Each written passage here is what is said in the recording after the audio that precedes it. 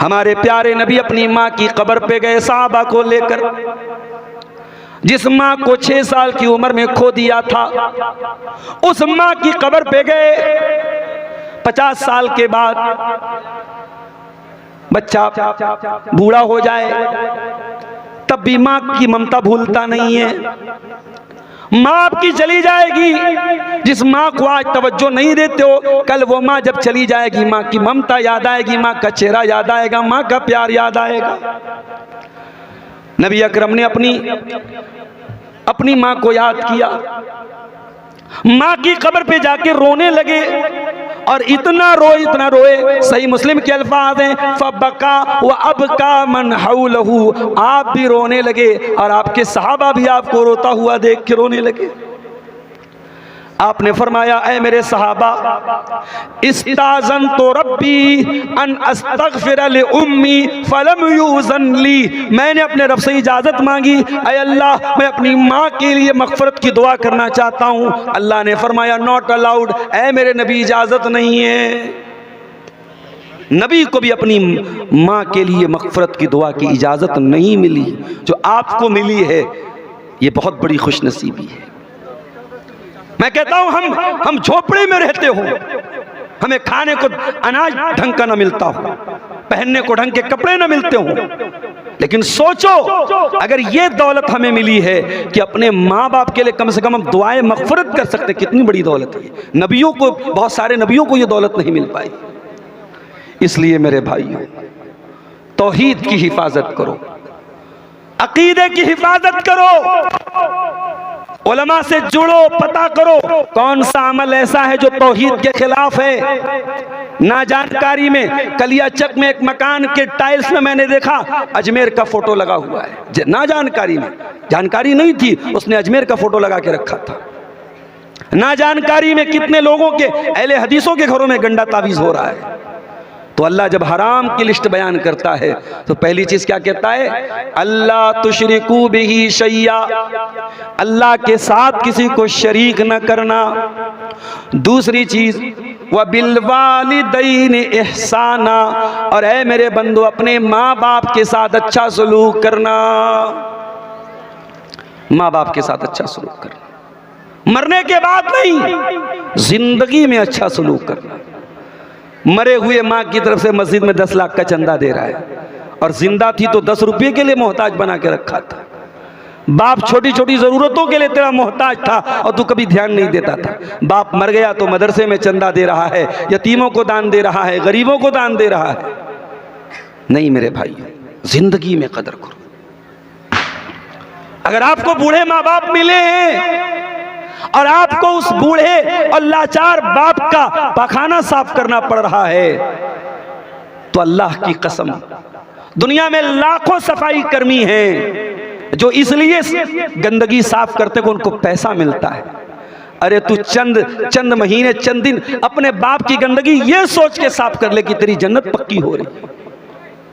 तेरी माँ अगर बूढ़ी है और तुझे अपने हाथों से अपनी माँ को खाना खिलाना पड़ रहा है तो तू बोझ न समझ, तू परेशानी न समझ। तू कितने सालों तक तेरी माँ अपनी गोद में बिठा के तुझे खिलाया करती थी। मैं एक तरफा बात नहीं करूंगा, शादी के बाद हर घर में सास और बहू का मैटर आता है। शौहर बेचारा परेशान हो जाता है, माँ की बात मानूं कि बीवी की बात मानूं। मैं कहता हूं भाई, एक के पैरों के नीचे जन्नत है और एक के साथ तुझे जन्नत में जाना है। एक शरीके हयात है और एक सबबे हयात है। एक ने तुझे पैदा किया और एक तेरे लिए तेरे बच्चों को पैदा करेगी। एक तेरे भरोसे सब कुछ छोड़ के आई है और एक ने सारी कुर्बानी दे के तुझे पैदा किया है।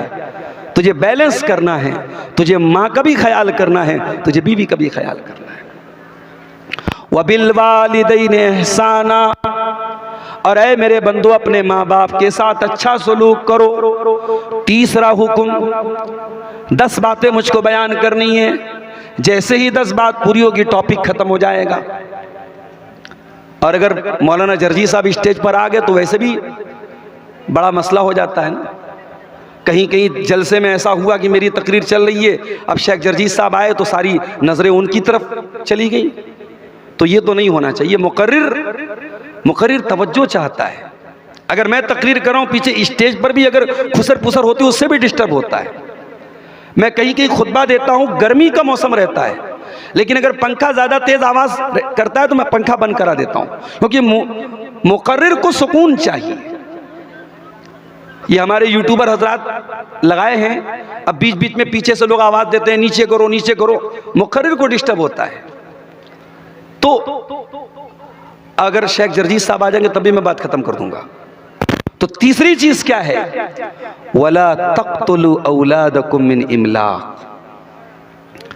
ऐ ईमान वालो, अपनी औलाद को फाका कशी के डर से, ये सोच करके कि वो क्या खाएगी, कत्ल न करो।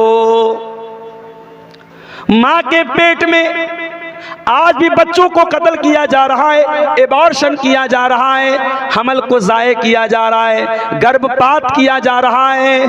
1400 साल पहले बच्चे पैदा होने के बाद कत्ल किए जाते थे, लड़कियां पैदा होने के बाद कत्ल की जाती थी। आज की दुनिया तरक्की कर चुकी है, आज माँ के पेट में ही बच्चियों को मारा जा रहा है। वला तक़्तुलू औलादकुम मिन इमलाक, अपनी औलाद को फाका कशी की वजह से, गुर्बत की वजह से कत्ल मत करो। अगर हमल ठहर गया है तो जब तक बहुत क्रिटिकल सिचुएशन ना हो, औरत की जान खतरे में ना हो, हमल को गिराने की इजाजत नहीं है, चाहे वो 1 महीने का हो, चाहे वो 10 दिन का हो।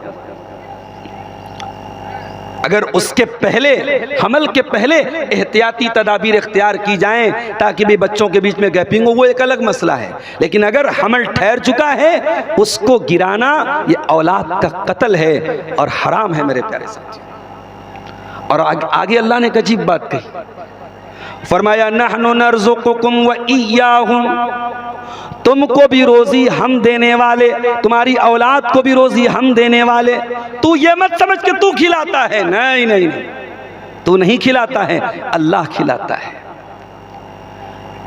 कितने लोग हैं उनके घर में सिर्फ 2 बेटे हैं और अल्लाह तबारक व तआला ने उनको गुर्बत और परेशानी में डाल के रखा है। और कितने लोग हैं उनके 10 बेटे हैं और सब चैन से खा रहे हैं। तो दौलत की तकसीम हमारी औलाद के हिसाब से नहीं है मेरे भाइयों, अल्लाह देता है रोजी। अल्लाह देता है तो जिसके 8 बच्चे हैं उसको भी रोजी मिल रही है, और अल्लाह नहीं देता है तो जिसके घर में 1 भी बेटा नहीं उसको भी परेशानी आती है। तो फरमाया नहनु नर्ज़ुकुकुम व इय्याहुम, उनको भी रोजी हम देते हैं, तुमको भी रोजी हम देते हैं। उसके बाद चौथी चीज, वला तक़रबुल फ़वाहिश मा ज़हर मिन्हा व मा बतन। और ऐ मेरे बंदो, फहश कामों के, अश्लील कामों के, वल्गर कामों के करीब न जाना। अल्लाह अकबर, एक लफ्ज़ अल्लाह ने इस्तेमाल किया, अल फ़वाहिश, ऑल द वल्गर एक्टिविटीज़। अभी अमेरिका में न्यूयॉर्क एक शहर है, वहाँ एक मुसलमान मेयर जीत गया है, बड़ा सोशल मीडिया पे बड़ा शोर हो रहा है। उसका नाम क्या है भाई? कौन? ममदानी है, ज़ोहरान ममदानी। वो इंडिया, असल में वो इंडिया का रहने वाला है और मसलक के एतबार से वो शिया है, और शियों में भी इस्ना अशरी शिया है, जो सहाबा को गाली देने वाला फ़िरका है, उससे उसका ताल्लुक़ है। मुसलमान बड़े खुश हो रहे हैं साहब, अमेरिका के इतने बड़े शहर न्यूयॉर्क में एक मुसलमान मेयर बन गया। अभी कल मैं सोशल मीडिया पे पढ़ रहा था कि अमेरिका में वो लोग जिनका ताल्लुक LGBT से है, जो लेस्बियन और गे, यानी मर्द का मर्द के साथ ताल्लुक और औरत का औरत के साथ ताल्लुक को जो लोग सही मानते हैं, जायज़ मानते हैं, ज़ोहरान ममदानी कहता है मुझे उनके नज़रिए से भी कोई इख्तिलाफ नहीं है, मैं उनके साथ भी खड़ा हूं। और वो लोग जो ये कहते गॉड इज गे, नऊज़ुबिल्लाह नऊज़ुबिल्लाह, जो कहते अल्लाह तबारक व तआला के बारे में कि वो भी गे है, ज़ोहरान ममदानी कहता है मरदूद कि मैं उनके साथ भी खड़ा हूं, और हम बड़े खुश हो रहे साहब वो मुसलमान हैं। तो सोशल मीडिया पर आने वाली हर खबर पर बहुत जल्दी खुश मत हो जाया करो। दुनिया में ऐसे ऐसे खबीस लोग भी हैं जो नऊज़ुबिल्लाह अल्लाह के बारे में ऐसा गंदा अकीदा रखते हैं। दुनिया की बहुत बड़ी गंदगी है मर्द का मर्द के साथ नाजायज़, मर्द का मर्द से ताल्लुक़ बनाना। ये इस अमल की शुरुआत हजरत लूत अलैहिस्सलाम की कौम ने की थी। और जानते हो अजाब क्या उतरा था उनके ऊपर? आसमान से पत्थरों की बारिश हुई थी और पूरी कौम को अल्लाह ने उलट दिया था। उन्होंने अल्लाह के कानून को उल्टा। अल्लाह ने मर्द के लिए औरत को बनाया है, शौहर के लिए बीवी को बनाया है। वो मर्द मर्द के साथ ताल्लुक बनाता था। जब उन्होंने अल्लाह के कानून को उल्टा, अल्लाह ने पूरी बस्ती को उलट दिया। और आज भी अरब के अंदर वो सरजमीन मौजूद है, वहाँ पे एक बहुत ही गंदे पानी का समंदर और गंदे पानी की झील है जिसको डेड सी कहते हैं, बहरे मुर्दार कहते हैं। और जब रिसर्च की गई तो उसके अंदर उस बस्ती के अवशेष पाए गए, उस बस्ती के बाकियात पाए गए। वला तक़रबुल फ़वाहिश, अल्लाह ने कहा खबरदार गंदे कामों के करीब न जाओ। ये ज़िनाकारी गंदा काम, ये बदकारी गंदा काम, ये मर्द का मर्द के साथ ताल्लुक कायम करना गंदा काम, ये मर्द का अपने हाथों से अपनी शर्मगाह के जरिए मनी खारिज करना गंदा काम। जितने वल्गर एक्टिविटीज हैं वो सब इसके अंदर आ गए। वला तक़रबुल फ़वाहिश, हराम और गंदे और गलीस कामों के करीब न जाओ।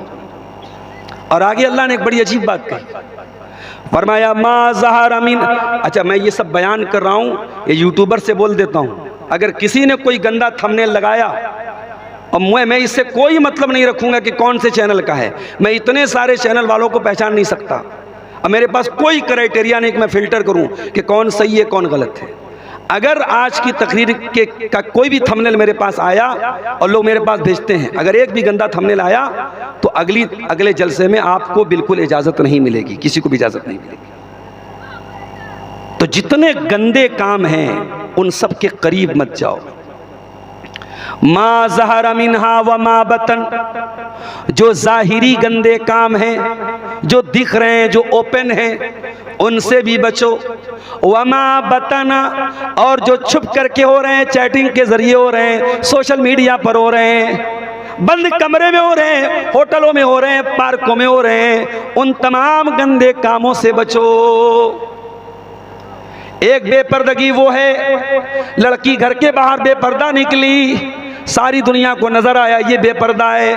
एक बेपर्दगी ये है, घर के बाहर तो पर्दे में निकलती है और घर के अंदर देवर भाभी के बीच में बड़ा हंसी मजाक चल रहा है, जीजा साली के बीच में बड़ा हंसी मजाक चल रहा है, खाला के लड़कों के साथ गंदी गंदी बातें हो रही हैं, मामा के लड़के के साथ अजीबोगरीब बातें हो रही हैं। कोई फर्क नहीं है महरम और गैर महरम का। तो अल्लाह ने कहा कि खबरदार फवाहिश के करीब मत जाओ।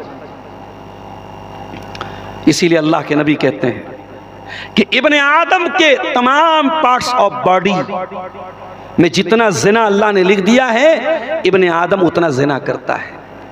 आगे अल्लाह के नबी ने अपनी बात को क्लियर करते हुए फरमाया, अलैनानि ज़िनाहु मन नज़र, आँखों का जिना गंदी चीज़ों को देखना है, वलुज़नानि ज़िनाहु मल इस्तिमा, और कानों का जिना गंदी चीज़ों को सुनना है, वल्यदु ज़िनाहल बत्शु, हाथों का जिना गलत चीज़ों को टच करना है, वर्रिजलु ज़िनाहल खुता, और पैरों का जिना गलत चीज़ों की तरफ चल के जाना है।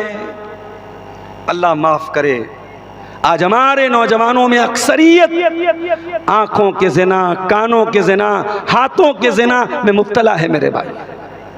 और उसका अंजाम ये है कि शादी होती है और इंसान अपनी बीवी के हुकूक अदा करने के काबिल नहीं है। जगह जगह नकली हकीमों के ऐड लगे हैं, मर्दाना बीमारियों का इलाज कराने के लिए हकीमों के ऐड लगे हुए हैं। हकीमों की बढ़ती हुई ये कसरत और नौजवानों में पाई जाने वाली ये बीमारियां ये बता रही हैं कि ये गंदे काम हमारे नौजवानों को तबाह कर रहे हैं।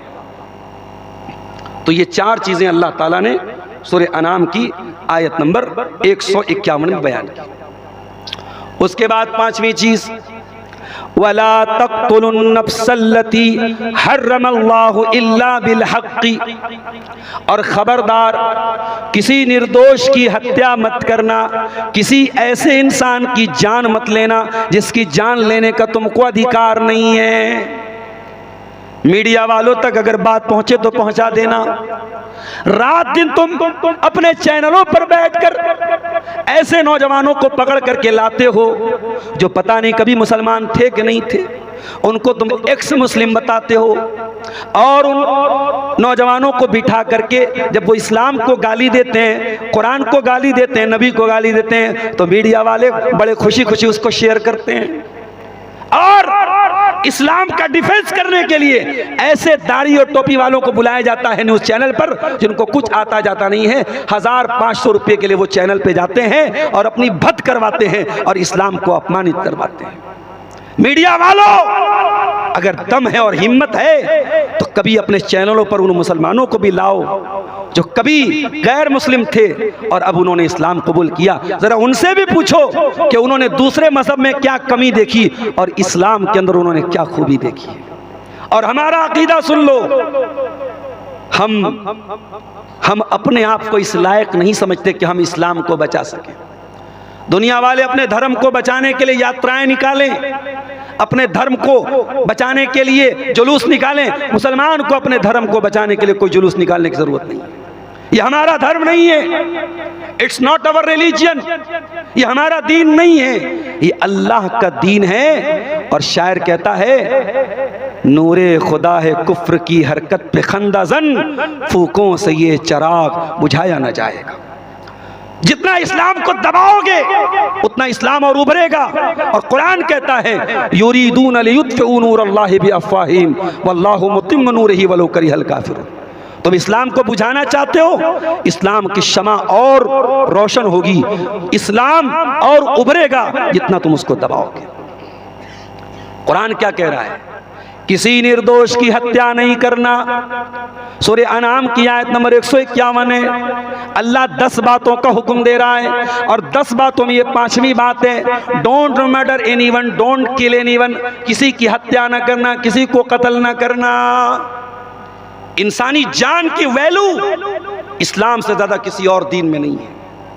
अगर किसी ने किसी का मर्डर कर दिया और जिसका मर्डर किया है वो बेकसूर था, तो इस्लाम में सजा क्या है? कातिल की सजा कत्ल है। और इस्लाम में इस सजा को किसास कहा गया। जिस देश में, जिस इलाके में, जिस शहर में ये कानून लागू हो जाए कि कातिल की सजा कत्ल है, वहां चलती गाड़ियों में गोलियां नहीं चलेंगी। आपके बिहार में इलेक्शन के दौरान गोलियां चली हैं और लोगों को कत्ल किया गया है। जान सस्ती हो चुकी है मेरे भाइयों। चंद रुपयों के लिए कोई बैंक से 1 लाख रुपया निकालता है, गुंडे उसका रुपया लेने के लिए उसकी जान मार देते हैं। इंसानी जान इतनी सस्ती हो चुकी है। इस्लाम में जान बहुत कीमती है मेरे प्यारे साथी।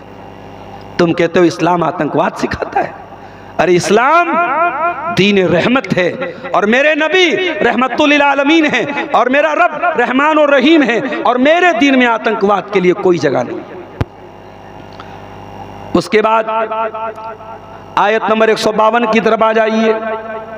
5 चीजें हो गई। छठी चीज, वला तक़रबू मालल यतीम इल्ला बिल्लती हिया अहसन। किसी यतीम के माल के करीब न जाना। कोई बच्चा जो अनाथ हो गया हो, जिसके पिता का इंतकाल हो गया हो, जो बेचारा यतीम हो गया हो, उसकी प्रॉपर्टी को, उसकी जमीन को, उसकी जायदाद को, उसके पैसे को हड़पने की कोशिश न करना।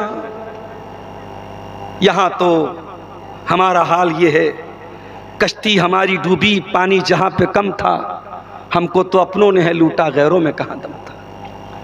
भतीजा यतीम होता है, उसकी जमीन और जायदाद पर सबसे पहले चचा जो है नाक की तरफ फन मार के बैठ जाता है। आज यतीम का हक पहले उसके अपने मारते हैं, उसके घर वाले उसका हक मारते हैं। और कितने बेगैरत ऐसे हैं, यतीम के माल पे पैसा मंगाते हैं और अपने पेट में भरते हैं। ऐसे हराम खोरों के लिए कुरान की आयत मौजूद है, इन्नल्लज़ीना यअकुलूना अमवालल यतामा ज़ुल्मन इन्नमा यअकुलूना फ़ी बुतूनिहिम नारा। जो यतीम का माल खाएगा नाजायज़ तरीके से, वो अपने पेट में जहन्नम की आग भरेगा।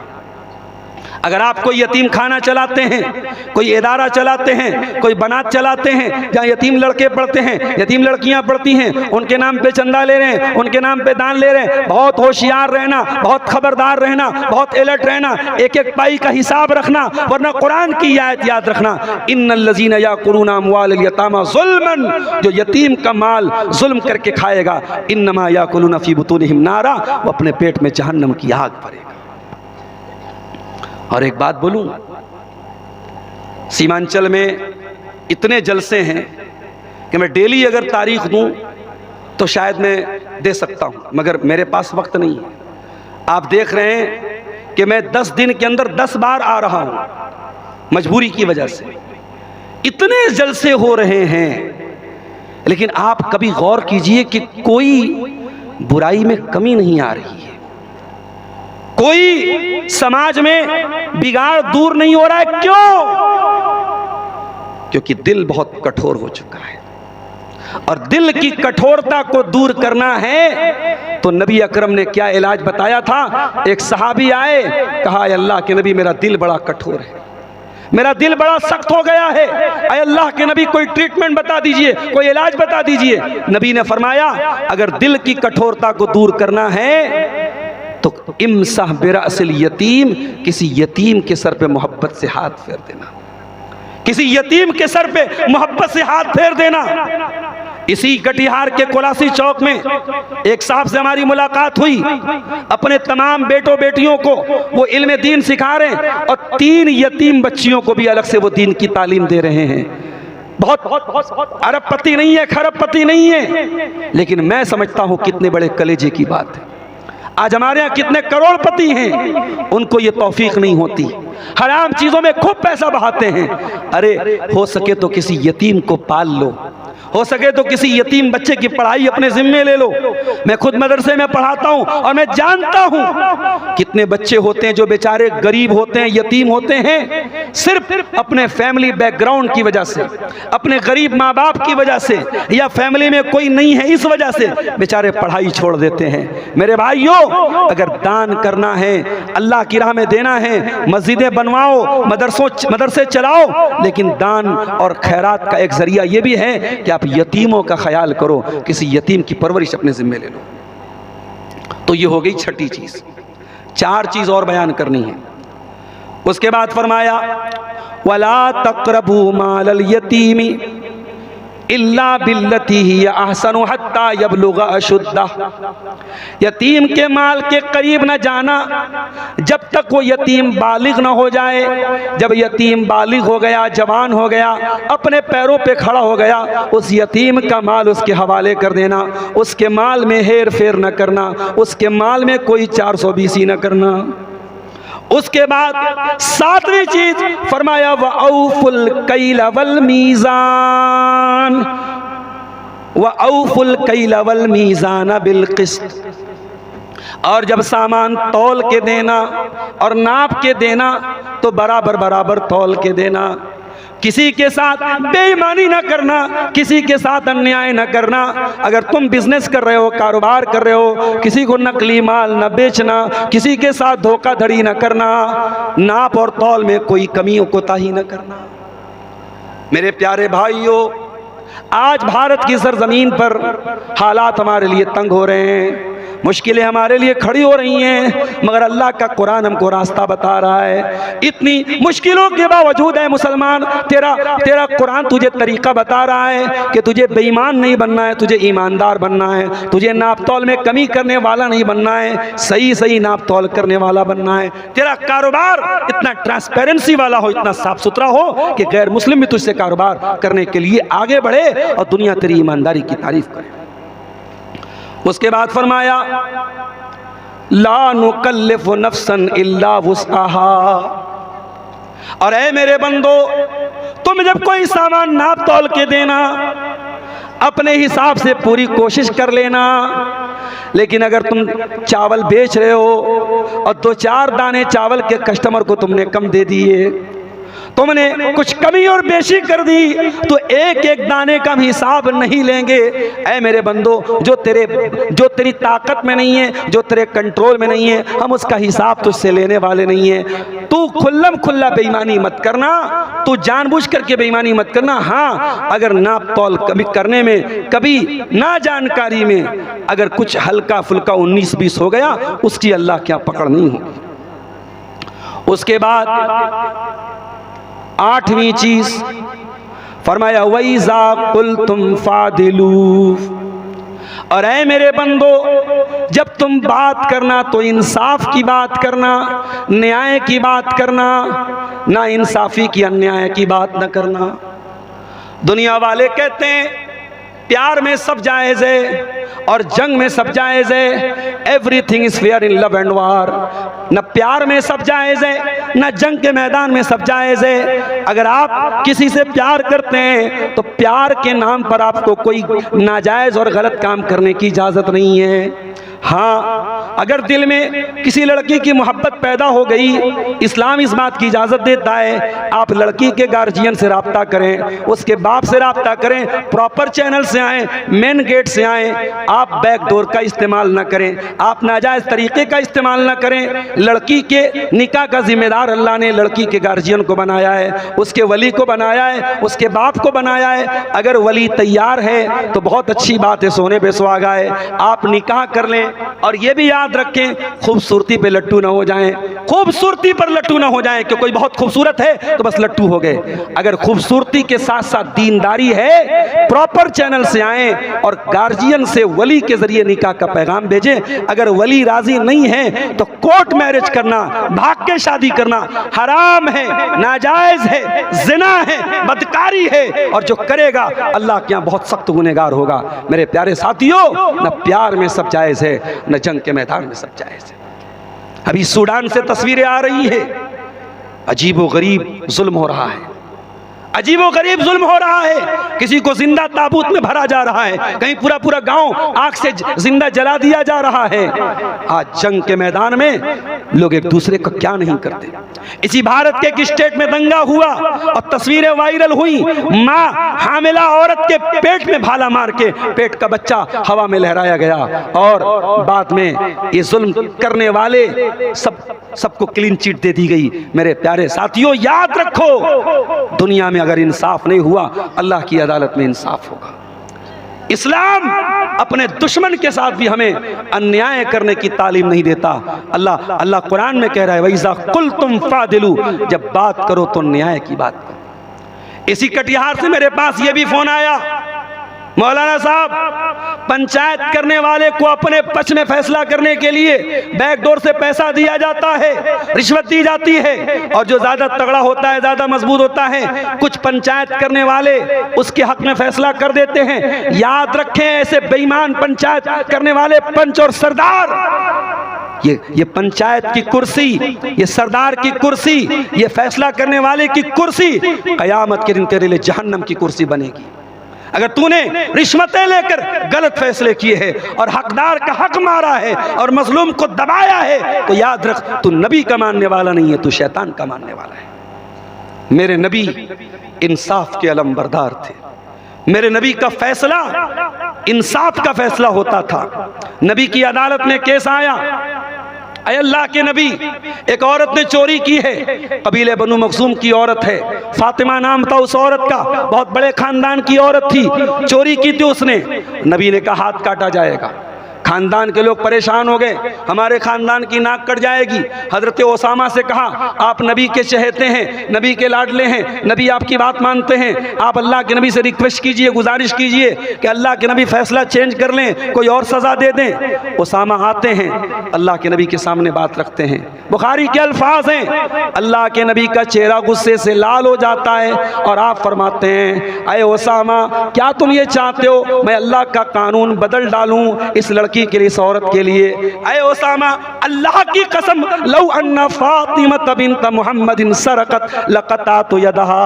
अय ओसामा, ये तो कबीले बनु मखजूम की फातिमा थी, मेरी अदालत में अगर ये केस आता, मेरी लखते जिगर, मेरी नूरे नजर, मेरी बेटी फातिमा ने चोरी की है। अय ओसामा, अल्लाह की कसम, मोहम्मद की अदालत से कोई और फैसला ना आता, मैं अपनी बेटी के भी हाथ कटवाने का ऑर्डर दे देता।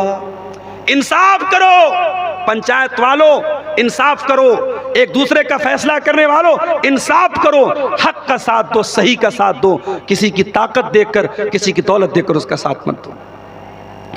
उसके बाद फरमाया, वलौ काना ज़ा कुर्बा, तुम इंसाफ की बात करो, अगरचे अपने रिश्तेदार के खिलाफ पड़ जाए, अपने करीबी लोगों के खिलाफ पड़ जाए, तब भी तुम इंसाफ की बात करो। 8 चीज हो गई, अब 9वीं चीज सुनिए, वबी अहदिल्लाहि औफू, और ए ईमान वालो, तुमने अल्लाह के साथ जो एग्रीमेंट किया है, तुमने अल्लाह के साथ जो वादा किया है, जो प्रॉमिस किया है, जो प्रतिज्ञा की है, उस वादे को निभाया करो। वादा करने के बाद वादा न तोड़ा करो, वादा खिलाफ न बनो।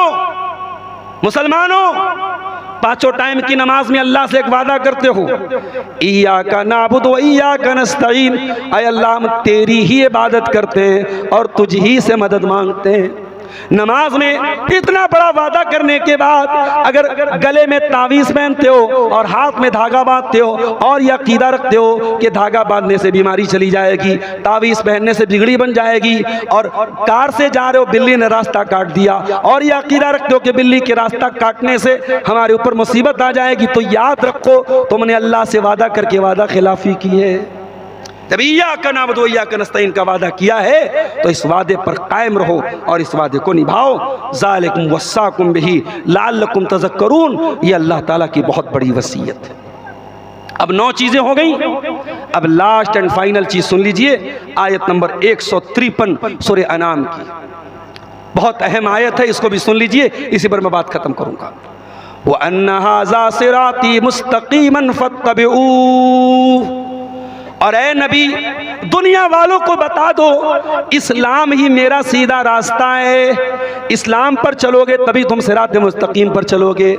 ए ईमान वालों, ए दुनिया वालों, इसी रास्ते पर तुमको चलना है, इसी हाईवे पर तुमको चलना है, इसी रास्ते पर तुमको चलना है। वला तत्तबिउस सुबुल, दूसरे रास्तों पर नहीं चलना। फतफर्रक बिकुम अन सबीली, वरना दूसरे रास्ते तुमको अल्लाह की राह से भटका देंगे। अल्लाह की राह पे चलो, और वही रास्ता नबी का रास्ता है और वही रास्ता सहाबा का रास्ता है। और अल्लाह की कसम अहले हदीस की दावत उसी रास्ते की तरफ है। हमने कभी नहीं कहा हमारे उलमा जो कहते हैं वो आप मान लो, हमने कभी नहीं कहा हमारे अइम्मा की तरफ आओ, हमारे उलमा की तरफ आओ। हमने जब भी दावत दी है कुरान और हदीस की दावत दी है, और ये हमारे स्टेज से इसकी मिसालें कायम हुई है। अगर किसी एक आलिम ने कुरान और हदीस के खिलाफ कोई बात बयान की है, दूसरे आलिम ने तरदीद की है। अभी मुझे किसी ने बताया कि कहीं किसी ने तकरीर में कहा कि खतना की दावत हराम है। ये हराम का लफ्ज़ अगर कोई इस्तेमाल करता है मुनासिब बात नहीं है, चूँकि बात आई है इसलिए मैं बात बता रहा हूँ कि खतना की दावत के बारे में ज़्यादा से ज़्यादा ये लफ्ज़ इस्तेमाल करना चाहिए बेहतर नहीं है, मुनासिब नहीं है, क्योंकि अल्लाह के नबी से कोई सही हदीस में सबूत नहीं मिलता।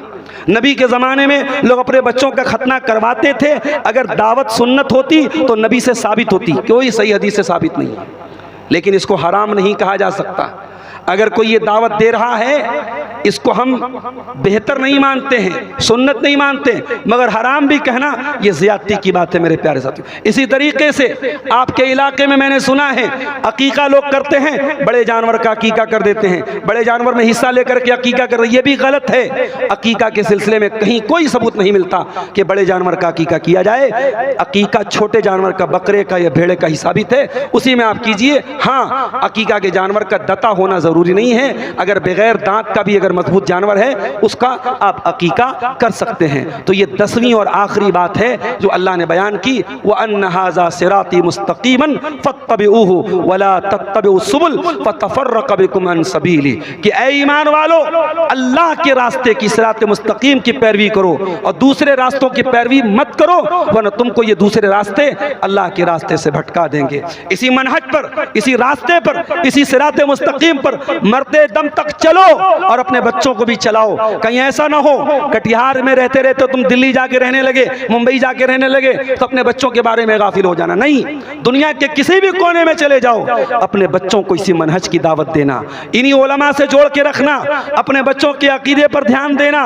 ये ध्यान देना कहीं तुम्हारे बच्चे, आज मैं जब आपके इलाके में आता हूँ, बाज़ नौजवान आते हैं दोनों हाथ से मुसाफा करते हैं, इसका मतलब कि उनकी तरबियत नहीं की गई, उनको नहीं बताया गया कि मुसाफा जो सुन्नत है वो एक हाथ से है। हमारे बहुत सारे नौजवान हैं, उनके यहाँ मैं बहुत सारी चीज़ें देखता हूँ, नमाज पढ़ते हैं, सुन्नत के खिलाफ नमाज पढ़ते। क्यों? माँ बाप ने कभी सिखाया नहीं। बाप दिल्ली में रहता है, माँ को उतनी तमीज़ नहीं है, बाप बम्बई में रहता है, माँ को उतनी तमीज़ नहीं है। मेरे भाइयों, अपने बच्चों के बारे में, अपनी औलाद के बारे में भी हमें होशियार रहने की ज़रूरत है।